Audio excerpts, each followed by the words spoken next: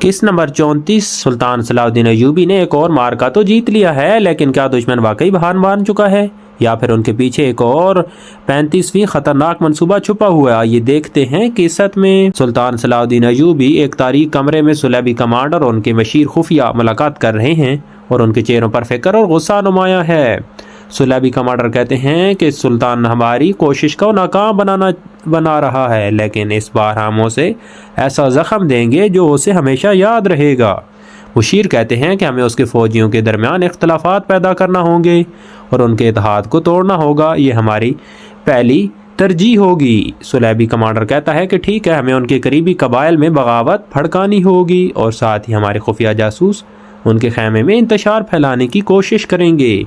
मंसूबा बनाया जाता है और सुल्तान के करीब मौजूद लोगों को खरीद कर उनके खिलाफ साजिश की जाए।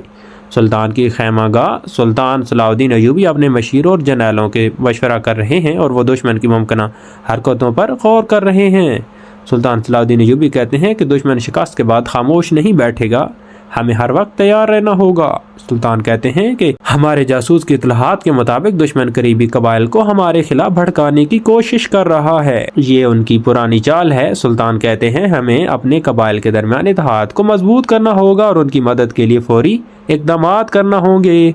एक मुशीर कहता है कि हमें दुश्मन के जासूसों पर भी नज़र रखनी होगी, वो हमारे खैमे में इंतशार पैदा करने की कोशिश कर सकते हैं। सुल्तान कहते हैं कि ठीक कहा, दुश्मन की हर वार हमारी मजबूत का इम्तिहान है, हमें उनके खिलाफ ना सिर्फ हिकमत अमली बल्कि सब्र और ईमानदारी के साथ लड़ना होगा। एक खुफिया जासूस सुल्तान के खैमे में घुसने की कोशिश करता है, लेकिन मुसलमान फौजी उसे पकड़ लेते हैं। सिपाही कहता है कि ये दुश्मन का आदमी है, हमने इसे खैमे के करीब मशकूक हालत में पाया है।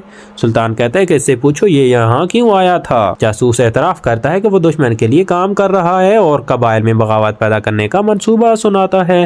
जासूस कहता है कि मुझे भेजा गया है ताकि आपके करीबी लोगों को ख़रीद सकूँ और आपके इत्तेहाद को कमज़ोर कर सकूँ।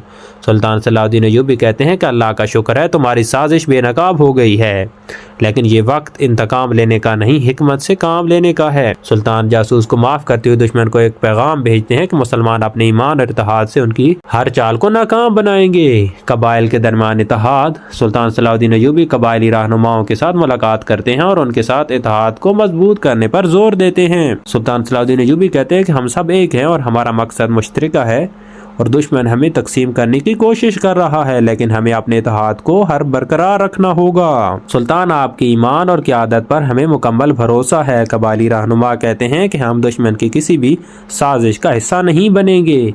कबायली रहनुमा सुल्तान के इत्तेहाद के साथ इत्तेहाद का अहद करते हैं और मुसलमानों का इत्तेहाद मज़ीद मजबूत हो जाता है।